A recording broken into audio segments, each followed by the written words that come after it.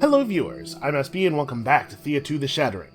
So, when we put together our wishing well, I was a little unclear on why this second skill had appeared, despite the fact that we had not reached a second essence threshold, and it was pointed out to me that this symbol here is the symbol for gem essence. It turns out that when you build certain things out of certain resources, you can get additional traits. So making a wishing well with gems just makes a better wishing well than if you make one out of just like wood and metal.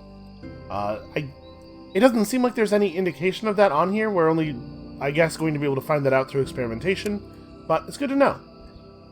Alright, No, we did complete the wishing well with that gem bonus on it. There's a lot of stuff going on in this game, man. Alright, so we're doing super well on food and wood. We're just gathering quartz because we need something to gather. We got a couple of turns of build time left on this School of Stone, and we are researching this creature just as quickly as we can. Alright, my biggest question now is how do we acquire additional people? Because at some point, theoretically, we're going to be able to get more seeds, and there's a whole lot of world left outside of this little island. Hell, there's parts of this island that are pretty far away from our part. But if I was going to put down an additional town, I would want to have more fighters to defend it, right? And I mean, we're going to need more gatherers and more crafters and stuff. So I'm not clear on how we pick up additional people. I wonder if it's possible for the people in a town to produce a child. Probably that's not a task you have to assign. But like, I wonder if we could have births. I wonder if maybe we get towns up to high enough allegiance, if we'll be able to recruit people from them. So that's stuff we're going to think about, but we're going to first finish this school. Also, the weather is extremely spooky, nobody go outside. This is a good time to be chilling out in the city. Shaken in your sleep, you wake to find yourself fallen from a hammock onto dry, brittle soil. Okay. There doesn't seem to be any indication at all when there's going to be voice and when there isn't. I'm going to go out on a limb here and assume this is, like, important storyline stuff if it's voiced. Sorry, what hammock? Where am I? Dazed and displaced, your eyes glaze over a land steeped in dark shadows. There is no hammock, no sign of your camp, but there is a dim light flickering ahead. Okay, so presumably I'm having, like, a weird dream. I love this. I love this skull and bone exclamation point. That's pretty cool. You walk towards the light, and with every step, the shadows part beneath your feet and a path is revealed. Well... So this could be like a divine vision. Maybe we're not supposed to be thwarting the story that is being revealed to us. Because one of the options in that first choice did say something about accepting my role as chosen. Let's just stick to the vision. What is my god trying to tell me? The path leads you to a lone island upon a sea of white sand. The island is only small enough to hold one tiny tree sapling, barely grown from the evergreen soil beneath its long silver roots. And yet, its presence is overwhelming, as it tugs at the very fabric of your being. So, probably this is like a tree grown from one of those magic seeds? 6 stones lie before you, floating in the air. One is smooth and black, with a single rune glowing on it. One is rough, uncut, woven with green vine. One is made of red ruby and shaped into a heart. One is square and seems to have rows of words written upon it. One is sharp, hot and red with blood. One is made of glass that reflects a single ray of sunlight, even here. You know each stone speaks to the divine domains, and you know approaching them will guide you to your deity. Okay, so there are 6 divine domains then. This piece of art here is really speaking to me. It's calling up a memory of something, and I can't quite figure out what. But I feel like I've seen something that looks a lot like this before. I don't know, weird. Yeah, Light and Turmoil. You hear the thud of a hammer upon an anvil and feel the warmth of a forge surround you. So you are my chosen then? Seems like the kind of thing you want to accept and not fight about. Yes, good. Your heart burns with my iron will, and you felt it always. Now you must be my hammer amongst the lands of the living. Well, as I have literally no choice, I will accept this calling. The shattering that split our lands so long ago. We slowed it, but it grows. It lingers. And I fear that from the depths of the chasms comes a new danger. That's interesting. So that's happened a couple of times, right, where the voice line seems to play twice, once on a very slight delay. But that time it was actually the Svarog voice and the normal narrator voice at the same time, which makes me wonder if it was intentional. Which then makes me wonder if it's always been intentional. Maybe there's something I'm supposed to be gathering about when that happens. Sorry, what danger are we talking about? Svarog's voice rings with doubt as he speaks. It is something old, something hidden, something that beckons me to its grasp. My fires burn ever brighter. The sun grows stronger, and yet even I fear it. Our time here grows short, and I know not what path you need to take. But I will guide your steps as you will guide my sight. Go, live, grow, but do not forget your purpose. I feel like I've been divinely commanded to make the numbers go up, which is just, this is the most beautiful experience I've ever had. Hey, there's other chosen out here and stuff. Are they gonna help, or what's the deal? One voice speaks to you today, but well, all divine eyes are upon you, chosen. All of you who listen today are marked and watched by their divine guardians. The cosmic pantheon has many voices, but we are all one, lest we are all gone. Okay, so I can kneel in acceptance or nod in acceptance. Do I want to try to look like a cool guy in front of my god? Yeah, let's look big and tough. You will find signs. You will see the wrongs of this land. In time, your true purpose will become clear to you. Be well, our children. One voice speaks to you today, I've been told. Alright. Well, that was a fun, weird dream. So, there's still lots of hostile stuff running around. I wonder if there are more... Because we eliminated a nest over here. I wonder if there are more nests around, and if we were to find and eliminate them, we could maybe get rid of some of this, some of these enemies that are constantly spawning. We definitely don't want to go out into the darkness. There are some higher level challenges wandering around, and we have, for ourselves, another advancement point. What on earth do I want to do with this? Well, I guess we don't really have a strong need. We do see some sources of Bloodbone. So we could learn about Bloodbone. Oh, I turned off the resource icons. We also see Elven Wood. Yeah, we can come set up over here and grab some... Oh, and there's Darkwood. How many advancement points are we talking about to get access to Darkwood? Because wild resources have, like, way more essence, right?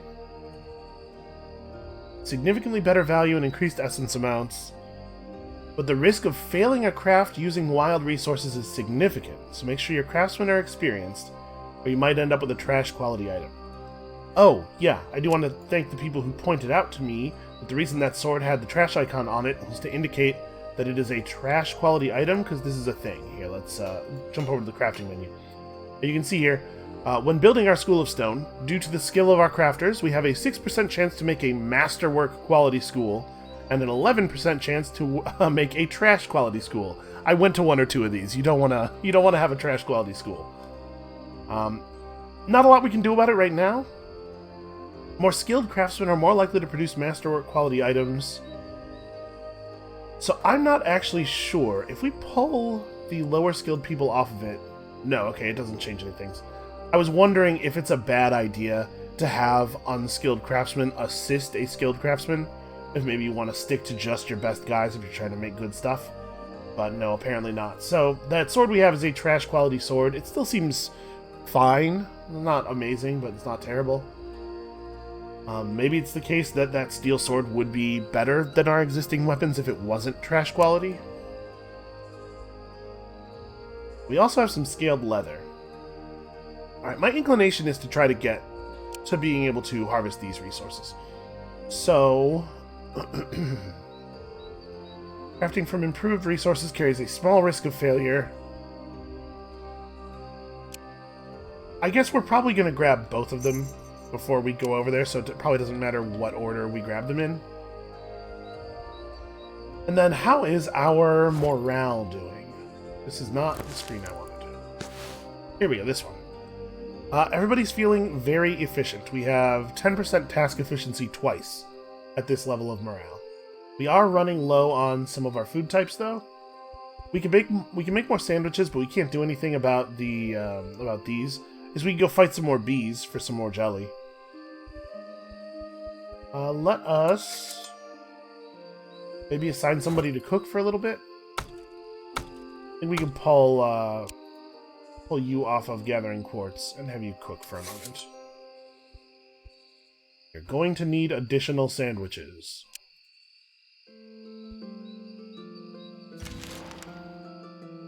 Alright, we're just going to be sitting around for the next couple of turns. You come across a small hamlet, and you are invited to rest and eat with the family. They also offer their stables as a place to camp if you need to. Weird for a weary from your travels event to happen when everybody's just sitting still in town. Sure. I accept your hospitality. You get a warm meal, and are invited to listen to folktales from the old Baba. The children ask you many questions about the wider world, and you are somewhat relieved when it is time to sleep.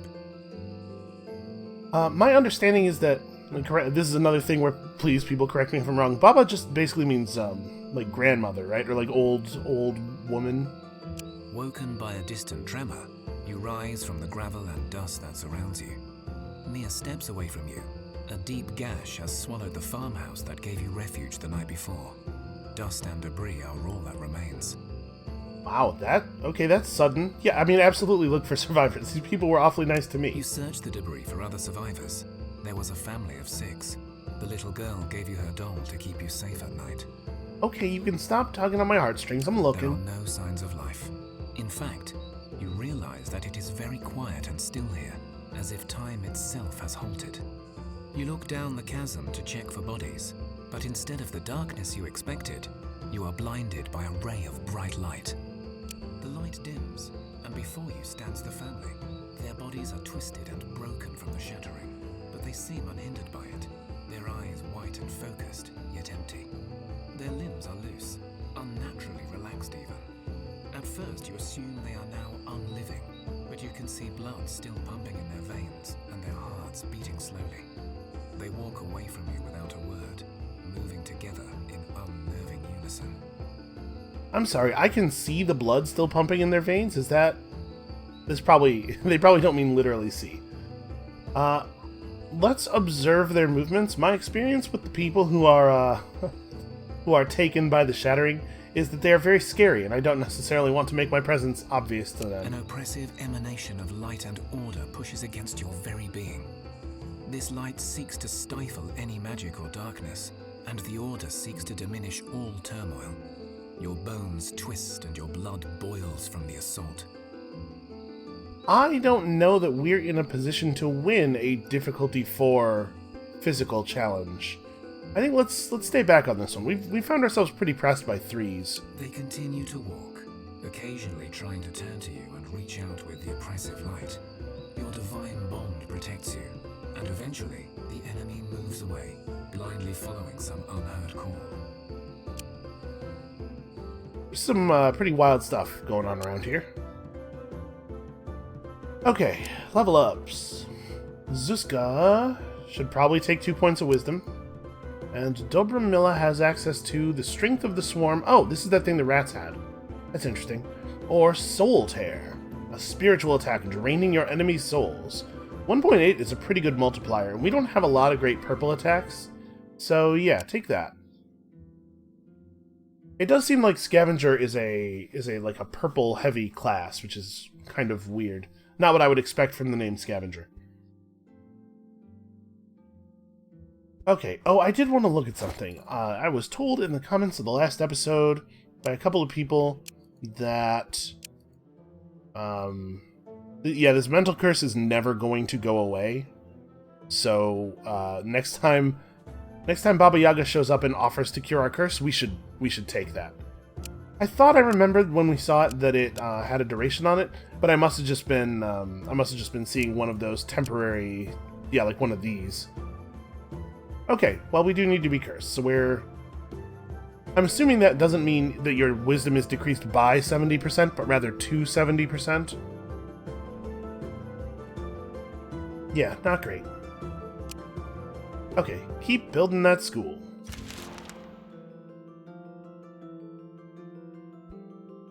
Yep, okay, this is exactly what I'm talking about. Agree to pay. I would love it. So pay for one curse or pay more to have more than one type of curse removed. So we want a curse removed from everybody, but all of the curses are the same type. Let's pay for one curse and we'll see how it goes. So 30. She wants 30 and she values everything at 1. So what, we have like a bunch of wood. We have a lot of vegetables. Let's give her 30 vegetables.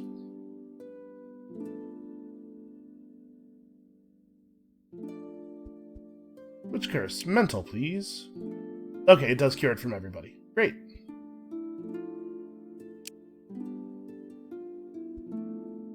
So here, did it lessen the effect or did it actually remove it?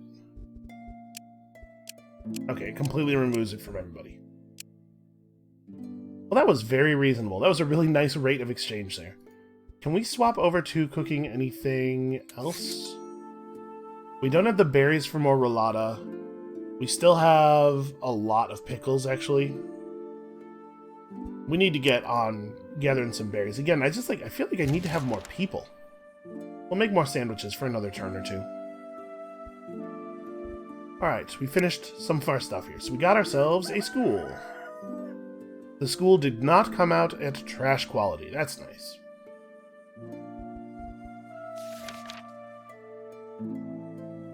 And I think we probably ought to just finish researching the other creature. So we now have an auto-resolve bonus against fat rats. It seems like every time we fight a creature, there's some chance that we'll get the research material for it. We just got lucky on the fat rats and got it on the first time. Okay, so now that we've finished the school, what do we want to do? We could send the warrior crew back out. We also could try to build something else. Oh, we should have a proper crafting tool, shouldn't we? What if we made a crafting tool of quartz and malachite?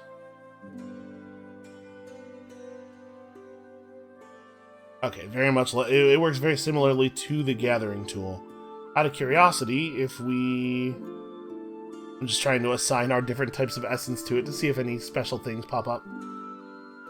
Okay, we don't have access to a lot of gold around here, but like if we did have gold, we could make a pretty effective thing. I'm fine with quartz and malachite. So a 131% increase in crafting, or a a 31% increase in crafting, or a 3-point increase in crafting. What is our crafting skill is currently 22.7.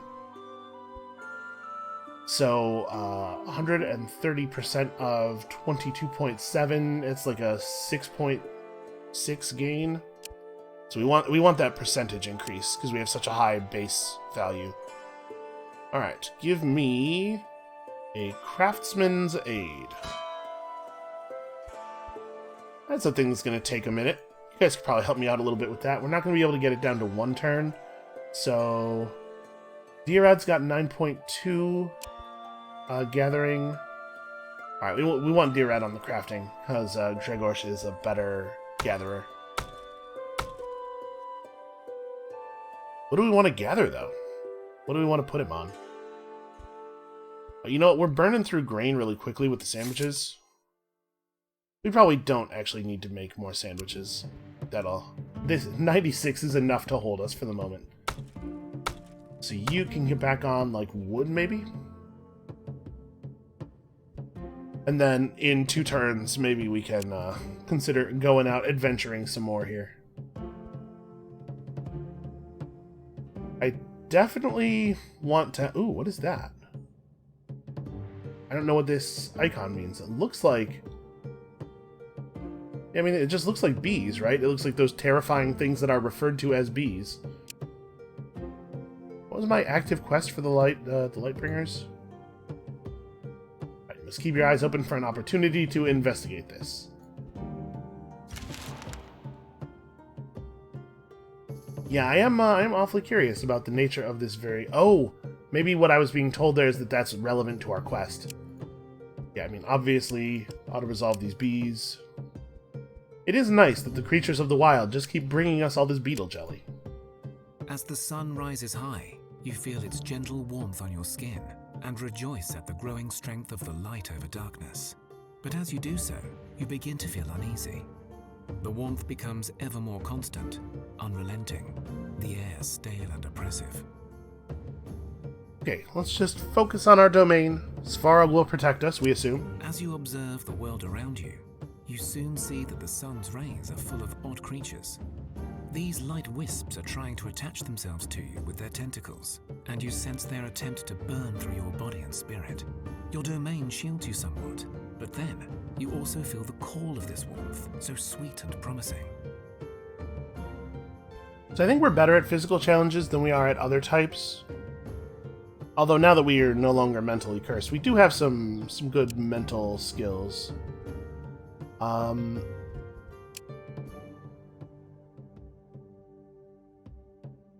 So it's not super obvious from the icon what color of challenge. What I was doing there was trying to figure out if there's a relation between the colors of the icon and what type of challenge it's useful in. The purple icon, of course, is good in purple challenges, but then like this icon, which is primarily yellow, is useful in everything. This, which is primarily blue, is useful in everything. So unfortunately, I'm just going to have to get a memory of our of what we're good at here. So we do have a lot of skills that are relevant in yellow challenges. I think red is probably still the thing we're best at, right? So despite the fact that the red challenge is a difficulty category up, I think we can probably do this. Alright, let's go ahead and do it manually on a 3.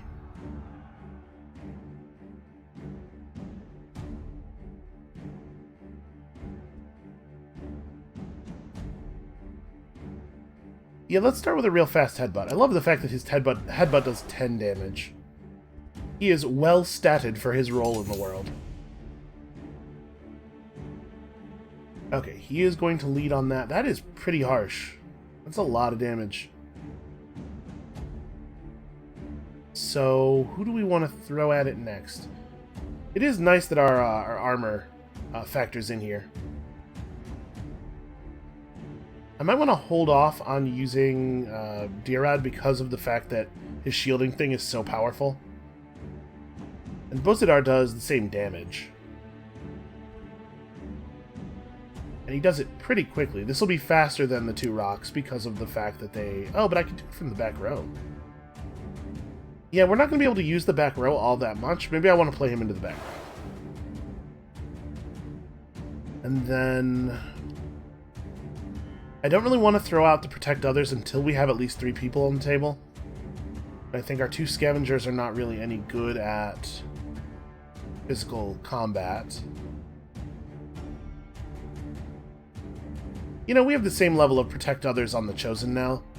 Let's I guess, drop Dirad down. Let's get him ready to fight.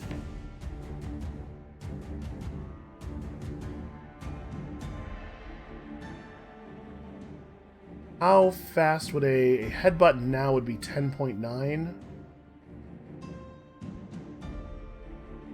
We have this skill on you that just delays somebody by 1. So we could, like, do this. Well, if I did this, then we'll... Yeah, we'll have enough action points left to play Zhegorsh again. But if we don't play him again now, the headbutt won't be fast enough. So we're going to put him right here. He's very slightly slower than this action. But then on our next turn with the 2 action points, we'll play a delay move on you to make you slower. And then we'll throw out the protect others. Here, here, and here. Okay, I think we should be good here. Still a lot of damage.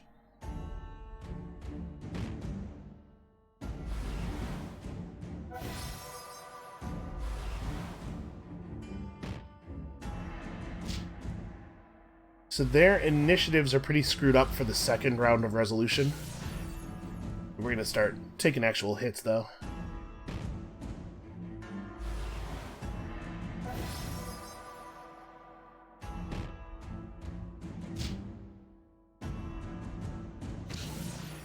Okay, no actual damage. Alright, so they just have the 2 cards left. And they're both pretty weak, it looks like. This should be easy enough to clean up from here. That's a 9.2, so we'll get in under that with the 10 damage headbutt. A 10 damage headbutt's really nice. It's a wonderful thing to have.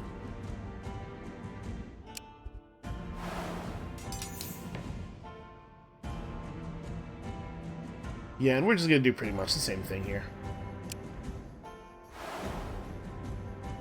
Nice fast headbutt, and then we'll throw out double shielding. So probably just have Dirad get in position to throw punches here, and this seems like a fine time to protect others. And I like the way that our characters are starting to develop like a sort of a flavor in combat. Like the crafter is no longer a fighter, but like he's constantly armoring people. It's giving a lot of character to each of our units that you don't usually get in the combat systems of a 4X game. Well, we only have 1 action point left. It's going to be a pretty weak move, whatever it is. I think they're just going to be dead by the time it happens, though, right? Because they only have 6 and 7 health. You remain strong, and the creature's attempts are futile. Apparently we won already. Seeing their failure, the wisps flicker away towards the sun and disappear. You remain strong, and the creature's attempts are futile. Seeing their failure, the wisps flicker away towards the sun and disappear. You see burnt carcasses of bugs and small critters around you, but you also spot a small pack of oddly paired beings moving away in unison, as if trying to follow the wisps. Alright, we got ourselves 11 mithril. That's a lot of essence.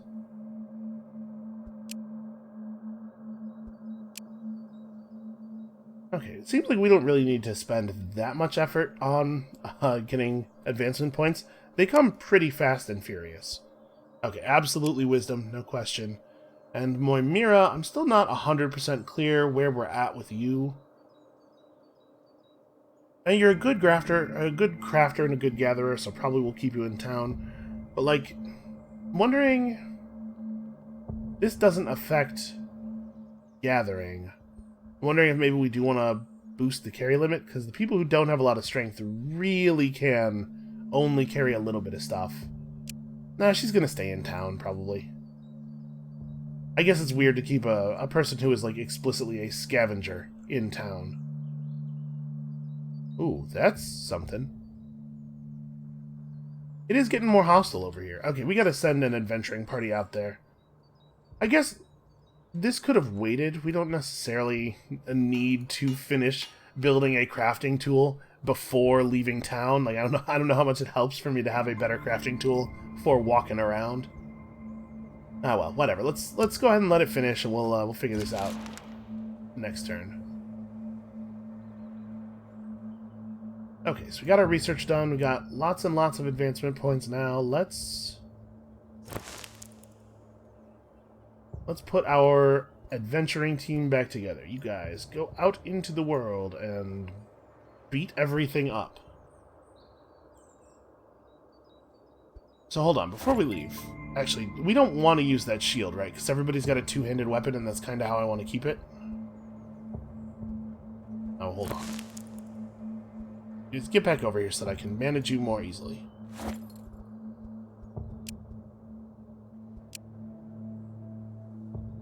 Oh, he has a one-handed weapon with a bone shield. So that's giving him 5.6 shielding with shields up at strength 8. Okay, this elven shield is just better. It's just a little bit more passive shielding, as though he needed it. And then I think we're gonna stick with... I think I'm going to stick with the hammer over the sword. I do like that that splash damage quite a bit. We could have somebody become a bow character. We could bring one of the scavengers with us. Since it does seem like the challenges are getting more difficult, maybe that's a thing worth doing. There's a limit to your effective party size because of the way that the action points and the challenges work. At a certain point, you're not getting more value from bringing more bodies, but I don't think we're at that limit with 3 people. I think we could afford to usefully bring one of the scavengers out.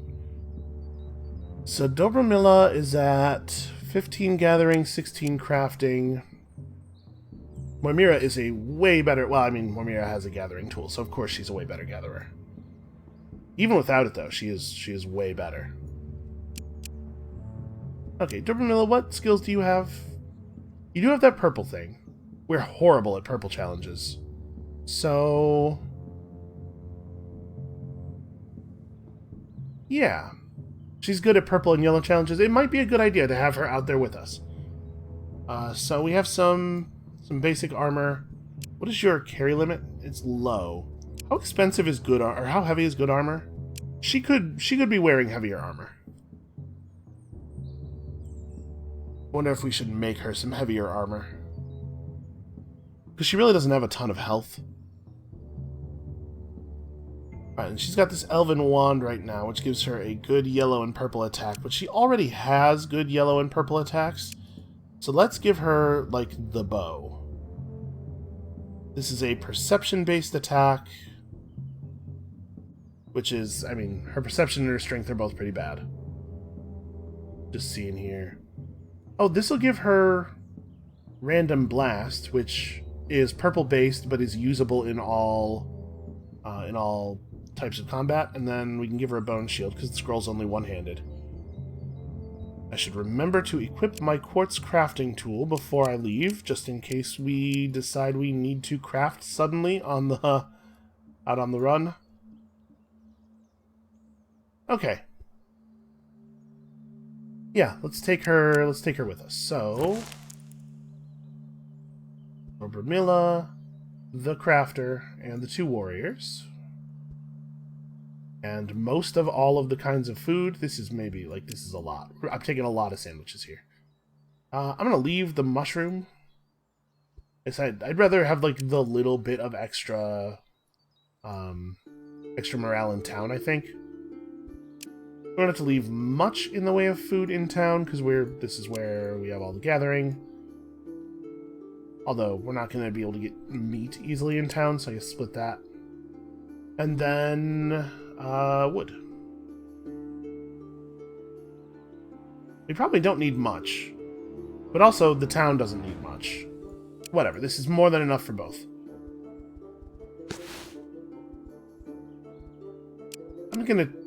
I don't think we would consume these for fuel as long as there's normal wood anyway, but we may as well just exclude them, because I really don't want them used for fuel.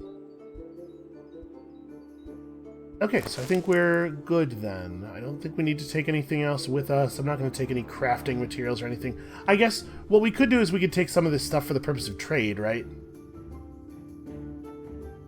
Or maybe like some of the extra weapons, at least.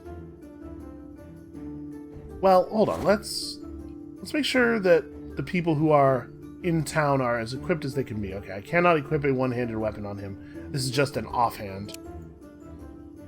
Moimira has a javelin, and Zuzka has that amber artifact. She's not very good at physical combat. She does have the ability to just throw a punch. And she has her dagger for physical combat. Yeah, I guess we'll just leave them like this. Bozidar is okay at physical. We're not going too far away. Oh, right. So the whole point of that was, I'm going to take these weapons with us, because we may want to sell them.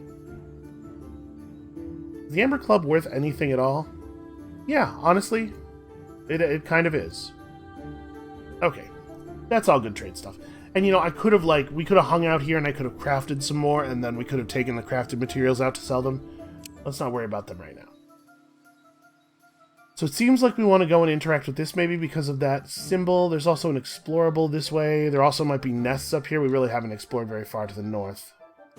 How do I check my relationships? Here. With the scavengers, we're 37.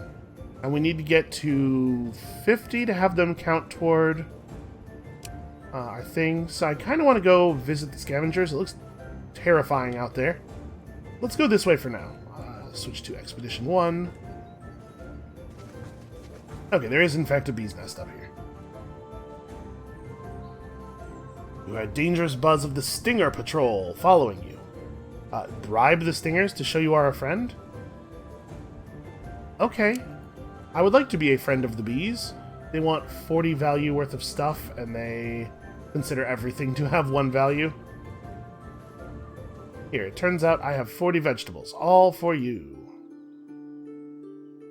Faction loyalty up with the bees. That's pretty wild. So that's what I was supposed to get from that symbol, is that that is a faction force. It's not just like wild monsters. Weird. That's a weird thing. Alright, like I said, I think we're going to grab Bloodbone Advancement. So, here's a question. Do I actually want to hit the bee's nest? It's producing enemies all the time, but they're easy enemies to kill, and they bring us a type of food that we don't have natural access to. So maybe it's best for us that they are constantly producing dudes. We'll check out the ruins here. And then maybe we'll head back toward Scavenger Town.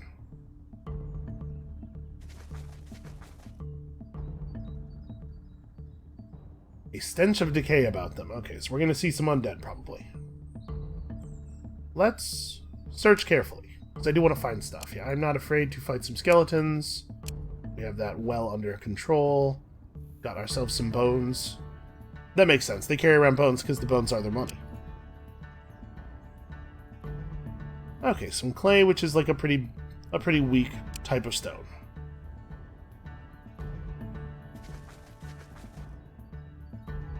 As you scour some old ruins for loot, you notice you're not the first to arrive. The other group does not see you yet, but this may change at any moment. We could call upon turmoil and attack whoever dares stand in our path, fight another adventuring party, and see if we can get some good loot off of them. But, you know, it's possible that they are aligned with one of the factions around here, and by chatting with them, we can maybe... Basically, I'm worried about, like, long-term diplomatic consequences from just murdering random people we come across. Let's investigate. Let's go ahead and discover that it is not a group of people, but a Striga waiting to ambush you. Okay. Preemptive strike. I don't even know what a Striga is. Some kind of spooky monster thing. Maybe we should fight this manually, even though it's going to be very easily, just to see what we're talking about when we talk about Striga. We do our standard early headbutt maneuver here. So just a spooky zombie man, light 6 Striga. Okay. Not amazing attacks. Looks like axes maybe don't have any special qualities. This is just normal damage, single target melee.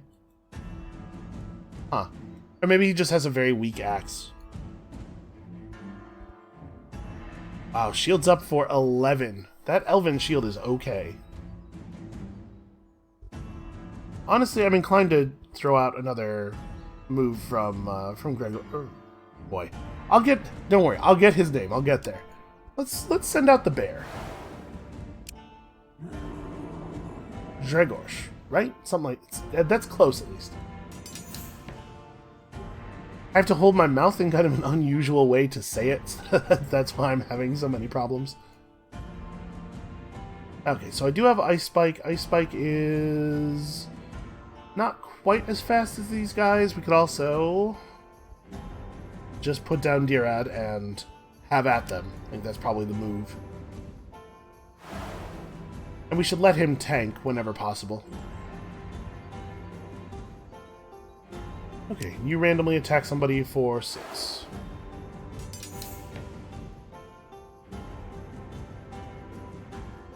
So it is just the same guy over and over again. Well, I'm not sure exactly... I guess... down another hammer attack. Hope that they choose to play... they're not going to have enough points to play another copy of this dude. Unfortunately, we're just not going to get any splash damage. Out here in the open, it's tough to pull off.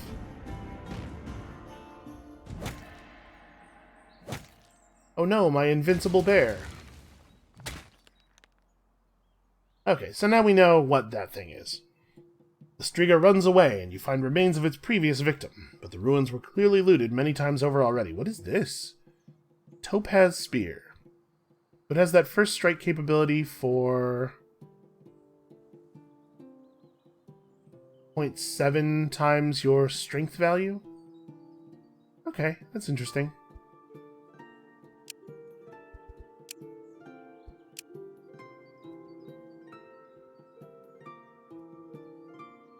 So do we want to continue pushing north? Yeah, you know what? I'm going to loop around. We'll go through these ruins over here. So it seems like new ruins, or new, I guess these shouldn't be thought of as ruins. New encounters are going to periodically spawn on the map. In order to stop these guys spawning, I bet we're going to have to... Oh, a couple of your folk found themselves a child in the cabbage patch. Okay. Just happened across a child, huh? Strange. You come to a place torn up by tremors. Surrounded by deep chasms in the ground lies a small patch of swamp. Within sits what looks like a very large toad, perched on a water lily leaf. It croaks a sad melody. Why would we just randomly kill the toad? I mean, it could be a demon. We have that Kamooch, which sure looks toad-like. Let's approach it carefully. Even if it is a demon, well, I was about to say, if it is a demon, probably we want to talk to it, but we've had some bad experiences with them. Let's just approach it. The creature turns to you and speaks, his voice surprisingly clear and melodic. Oh, you see me. Oh no, but then, maybe you could. I'm not gonna kiss you. A Chmu I am. I have no name, I think. Not that I can recall. Although now that you mention it, it seems like I should. Have you seen my swamp? I lost it. Chmu is what they said? I really appreciate them pronouncing the word for me. Okay, how do you lose a whole swamp? The earth shook, the holes came, and the swamp was gone. Then everyone left, only me, alone here. And I cannot stomp on dry land, you see. But I know someone who can help. Will you carry me to her? It does smell like a trip. So, like, my natural instinct, acquired through many years of playing video games, is that this sounds like a quest, and if I do it, it will be good for us. But we've already learned some things from some demons. This does seem like a trick. No trick, I swear. I am no trickster demon, you know. But a demon, yes. We are bound by deals we make. So you take me to Dobra's hut, and I give you my golden scales. Deal? Well, so then we didn't really have an option not to accept, so hopefully this isn't a trick. Okay, where am I taking you? Oh, just back over there. Oh, no, that's actually even on our way. Sure, that's convenient. Alright, do you want... wow, 7 points of shielding on your Protect Others or Brute Force? Well, a good general attack is nice, but, like, it's hard to turn down 7 points of shielding on Protect Others on a character who mostly now uses Protect Others. We get the same buff on you, or the counterattack subskill. Each enemy that deals damage to you will also receive damage, and it works on red and purple. And it always scales off of perception, which is not super great for you, but this is just like free value. And we're probably not going to use his Protect Others as much now that the Crafters is so good. Okay, let's go to the place for the thing. The Chmu directs you to an old straw hut sitting on a chicken leg, surrounded by low hanging mist and the smell of baked cookies and burnt sugar. Yeah, so this is definitely a witch. But it's not necessarily a bad thing. I'm not going to shout at the toad. You know, this friend's a witch. I'm not judging. You walk towards the house, but within a few minutes, you realize you aren't getting any closer. The voice of an old woman speaks to you. What do you seek here, strangers? I really appreciate that she went for it. This toad, I was talking to this toad, and he asked me to bring him here. Yes, yes, gone they are. All of them. Okay, that's a sad story. But about this toad. A reward? Hardly. Why should I pay for a stinking toad? But leave him here if you like. It's gotten lonely lately. Do you also wish to know what happened to the others? Okay, that's not exactly what this text says. But, yeah. You see you're impatient, so I will say it fast. The earth broke, light came out, it was blinding. Do you want to know more? Yes, I do. I see you are impatient, so I will say it fast. The earth broke, light came out, it was blinding. Then all the demons and creatures from the swamp either died or left. The toad is a witness, but he is stupid in this form. So if you want to learn more, you will need to break the curse first. Okay, I think our scavenger might be able to help us get through this. Oh, and we're still close to town, even. You know what? Let's resolve that manually. We'll probably still take some injuries, but it seems like we can get really hurt accepting that option. Okay, so Dobromilla, you are like my primary fighter in purple challenges, and you are fast too. That's nice. Mimira is also useful here, and of course, Bozidar is just kind of good at everything. We gotta get through 16 health. Well, they're both faster. That said, I doubt that we're gonna end up... Yeah, I was gonna say, I doubt we're gonna end up both actually hitting it. Okay, so... The good news is that this thing is usable from the back row.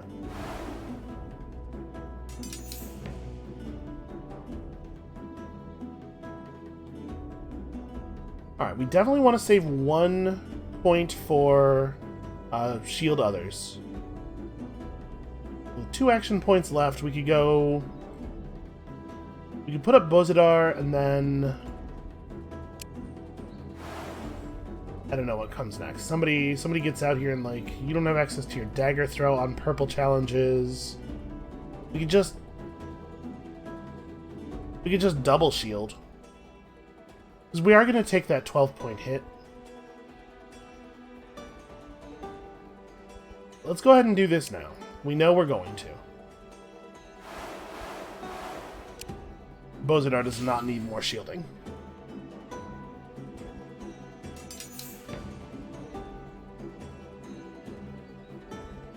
Okay, 4 and 1. That's not too bad. Do I want 2 damage more than I want the shielding? Do we need the extra shielding?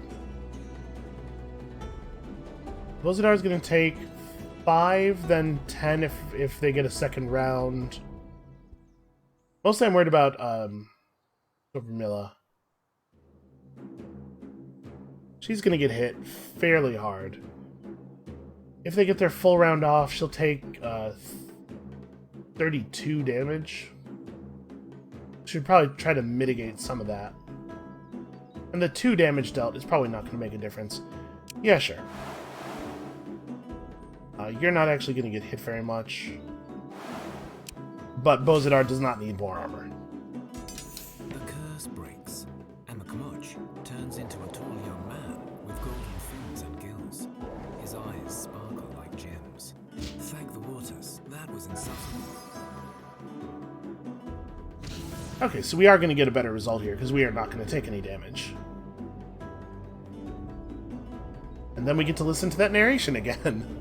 The curse breaks, and the Kamuch turns into a tall young man with golden fins and gills. His eyes sparkle like gems. Thank the waters, that was insufferable. I'm not going to ask if he's a prince. Notice that we've now been told 2 different pronunciations for this, so I'll look it up between episodes if I remember. I am a Vodnik. I was courting a Rusalka, and it's strictly forbidden, you see. Anyway, her slimy sister turned me into the dumb creature. Okay, why? I tried to get it on with another Rusalka. It is forbidden, but, well, I am a prince, I suppose you could say. My father is the Vodnik who rules over our waters, so I thought I could get away with it. Okay, so a Vodnik's, like, important then? And a Rusalka... I don't know what a Rusalka is, but apparently Vodniks can have sex with them. Okay, that sounds very complicated. Is there a reward? Yes, I'm not going to marry one of your rugged lot, you can forget that. But I can give you a few trinkets in thanks. What have we got in here? So, some leather jewelry, which provides a little bit of weapon block. This is just shielding? Okay. And a bone artifact, which gives hammer splash damage in yellow and purple challenges. And some iron jewelry, which gives weapon block. Okay. I mean, color-independent shielding is a nice thing to have. I don't think it's a good idea to demand additional reward, but I would like to know what's going on with all this light and everything. It's also very foggy, my dear. The Kamuch was so undignified and dumb. I felt a touch of something. It was burning, yet ice-cold. Light, but in its purest raw form. It spoke of unison, order, ultimate peace. It sought to touch me, but the curse kept me hidden. The others, they were not so lucky. I saw them walk so straight, so depleted of life, yet living. They went towards one of the chasms left by the Shattering. Then they were gone. And we may as well ask him to... I don't think he's going to, but we may as well. Oh, that's sweet, but no. Yeah, okay. Roughly what I was expecting to The witch happen. who came with you waves goodbye as well. Off I go then. Did my bit. Hope you get him, whoever them are. Yeah, me too, man. Okay, well we got some good stuff there, and we didn't even take any damage in doing so. Ancient ruins. Let us investigate. The ruins are about to search have an unsettling sense of decay. I'm not afraid of the undead. Okay, we got ourselves some pretty impressive blessings, and also mushrooms and amber and bone. Okay. Mushrooms are nice to have. Also, granite. Ooh, wild stone.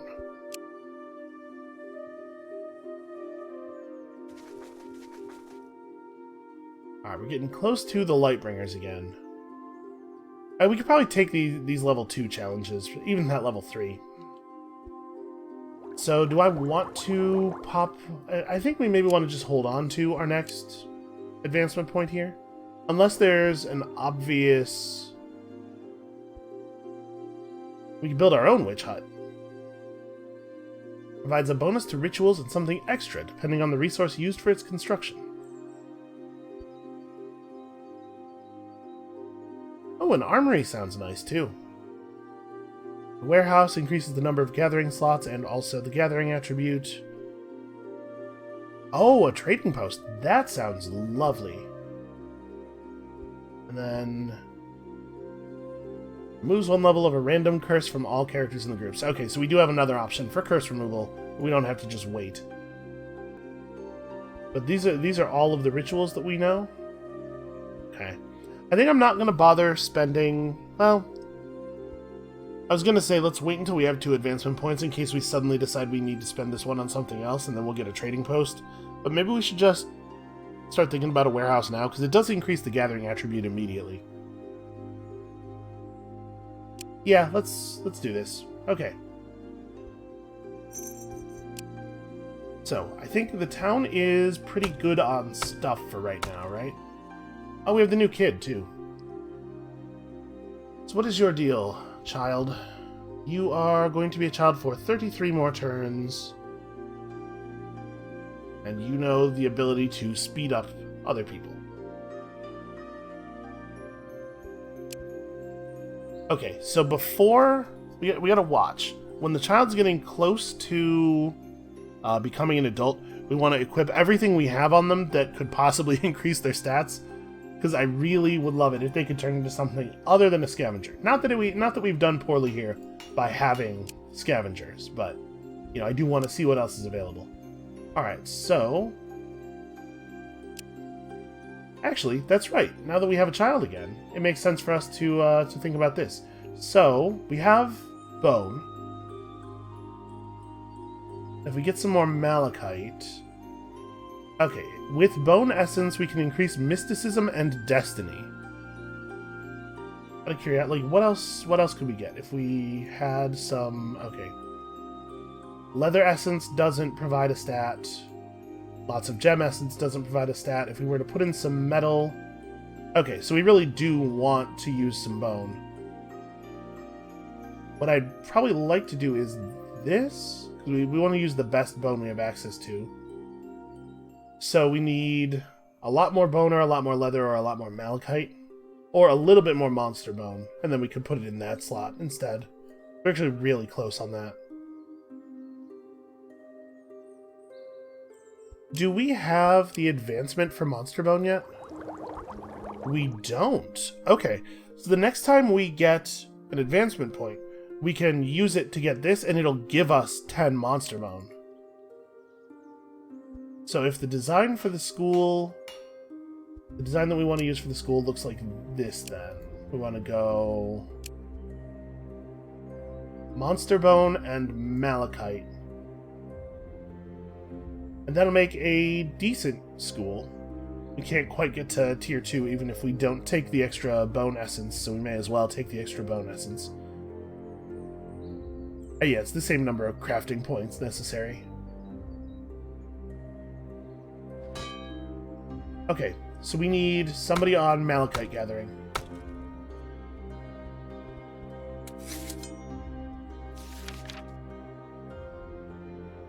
I think I'm going to let them finish researching this element of terrain so that we can get that that advancement point. And then we'll pull everybody else back to other gathering stuff.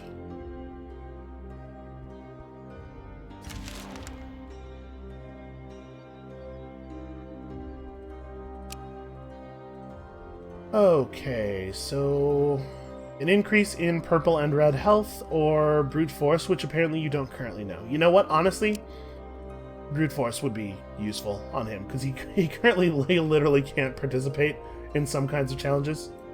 Hey there, scavengers. Let us speak to them cautiously. And you know what? Let's give them stuff.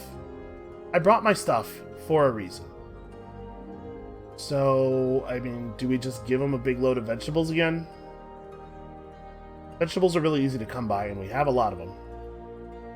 Because I'm trying to drive my reputation north with these people, right? Sure, you fool, but we don't care. Well, alright. And no, okay, they care a little bit. Care a tiny little bit.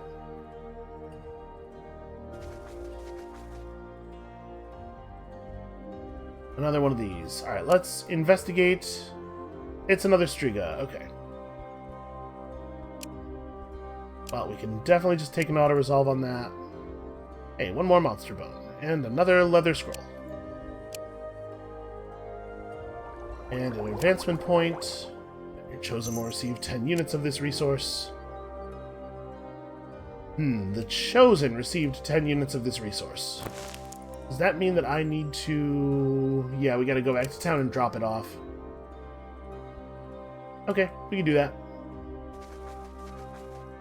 And then we'll swing around back over to these guys. Okay, so research. Let's pull everybody off of this, and... we are not on crafting yet. This is a time for gathering. So Zuzka, at this point, is just... She's just so extremely good at gathering things. We are starting to run a little bit low on food. So Mimira, the best gatherer, gets us grain. Okay. We need one load of malachite, and we need... It is just one load of malachite, right? Yeah. And we need the bones to be brought back by the chosen, and then so next turn we can start work on the playground. And hopefully have this child be a little bit more successful than the last one. Okay, return the monster bone. And his blood bone too. We don't need this. I want to keep everything else we have though. Yeah. Okay, and the expedition heads out toward Scavenger Town is like all the way over there, sadly.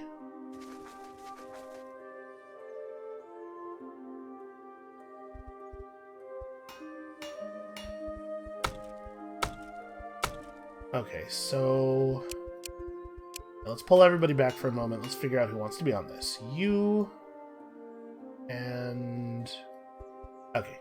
Turns out, not the child. That makes a lot of sense. That's... I can understand why you would not want to have the child building a building. Okay, just keep gathering vegetables for us. So only 2 turns to throw up that playground, huh?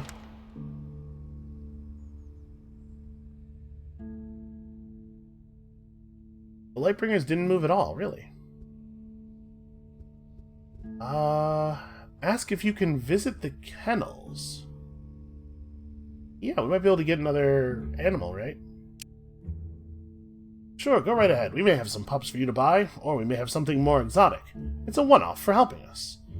A cat, which will help with mystical matters and give mental soothing, or a totally sick trained spider. I mean, trained spider sounds pretty cool. But we're sort of raising the new child to be mystical, so maybe this is a good idea. Cat is 20. Well, it really is just like everything is worth the same amount all of a sudden, for some reason, everywhere. Alright, we can afford to part with 20 wood. I don't think that's a problem. Alright, the cat gives an increase in sanity and mysticism. That's fine. The cat is made of bone and meat. Well, that's good. Those are good things for a cat to be made out of. Is there anything you guys would like? You are in need of stone? We have stone. Not like a huge amount of stone, but yeah, we can give them all of the sandstone and also a little bit of clay.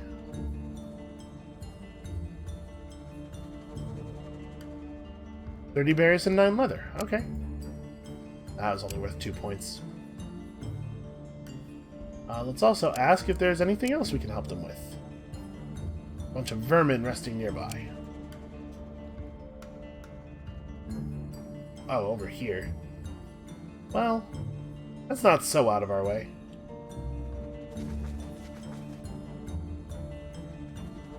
See a giant spider sitting atop a child. It looks as if the child is struggling. Well, I mean, we should... I'm concerned that this is not going to be what it looks like. Yep, there... Okay. Don't kill my mom, we're only playing. The spider turns to face you and stands protectively between you and the boy. Yeah, I wasn't gonna kill you, I'm just saying, hey, what's up? How you guys doing? Yeah, we're okay, only see my mom is ill and we're trying to retrieve a magical herb for her from that cave there. There's some kind of force guarding it, and many brothers and sisters died already trying to get in. I could probably... I can cave. Some force keeps you at bay. Well, these fights versus concept, I have been told, battles versus concept are not likely to kill your characters, so let's try it. Out of curiosity, like, if we just take an auto-resolve on that. Yeah, let's accept the outcome. Okay, so yeah, you don't actually take wounds in a battle versus concept, it looks like. You push through whatever barrier stood here and find some herbs inside. They do not look magical to you, but the spider seems very happy to get them. She bows before you and speaks for the first time, her voice crooked but clear. You did me a service, humanoid. Some of my children will now serve you. Oh! That's what you meant by some of her children. Okay, and you're one of the stingers. So they're like bees and spiders? Well, okay, let's do a little bit of equipping here. So like we have this cat I would like to equip on Mojlav. You are going to become so spooky, my child. And then, do we have open pet slots on the people in the party? If so, 3 spiders. Oh, the spiders went into the town's inventory, though. Okay, we'll go get them at some point. Yes, I don't think there's anything else we need to do this turn, probably.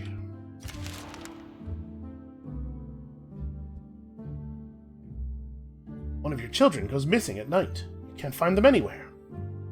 Give it time. The child will probably come back, or they've been eaten already. Either way, nothing you can do. That seems like not a good way to deal with this problem. Let's search for tracks. We are okay at yellow challenges. You track the child and see that it went to a small grove nearby. Okay, where's this grove? It's over there? Alright. There's so many things that need doing in this area.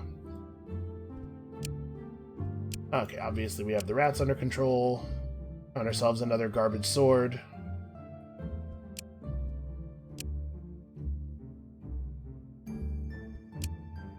These guys are just kind of inconvenient in the way. Hopefully the stingers won't have any strong feelings about... You know, these are just wild bees. They don't care about these bees.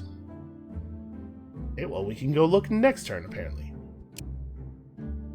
Alright, Moimira, what is this that you have developed? The ability to weaken an opponent. Let me... what? Lowers the combat attribute of the attacked character and delays. Okay, 1.5 delay and a 1.0 modifier on perception? No, that's not perception, that's wisdom. That actually seems like a pretty useful skill. It targets 2 enemies. Or just a passive increase in... No, you know what? We're going to take a passive increase in gathering. She's way more important as a gatherer than she is as a fighter. And Dobromilla can pick up Mysticism, Destiny, or Wits. If she's going to be running around with us as our purple challenge fighter, maybe it's good for her to... The thing is, we're probably raising the new child as someone who's going to be pretty mystical, so I don't know that we necessarily need all this, like, research and rituals abilities and stuff. And Destiny does give both gathering and crafting. Yeah, I'm going to take the point of Destiny. Alright, and we finished our very neat playground. So let's actually, here, jump in. Okay, so we did not get a trash playground or a masterwork playground. So it's not like an increase over time, I don't think. It's just the child has higher stats. It's like a flat bonus. It's not like slowly leveling them up. Still, worth having. Alright, I don't think we have the resources to craft anything else terribly important. This would require a lot more stone or wood or bone. And we can play with this a little bit and see what exactly we get out of it. So like if we went... Okay, there's no bonus for either of these 2 types of essence. Okay, if you make a bone warehouse, it looks like you get extra gathering slots. Well, we certainly have a lot of bone. We don't have 60 of any one kind of bone, unfortunately, but we could probably get there. And the other option is we could put some metal in it. Do we get anything from having any metal essence? No. Okay, so we want more bone. Probably we end up making it out of like bone and wood. So you are all just back on gathering for the moment. Also, that kid who was helping us gather food has just run off to be lazy, so let's solve that problem. We probably actually could stand to have some more quartz as well. But we're starting to run, yeah, we're down to our 20s on all of the basic resources of our town, so let's gather those for a minute. And we have an advancement point, which is probably just going to go into the trading post. Now we can have a look at what it would take to craft one of those.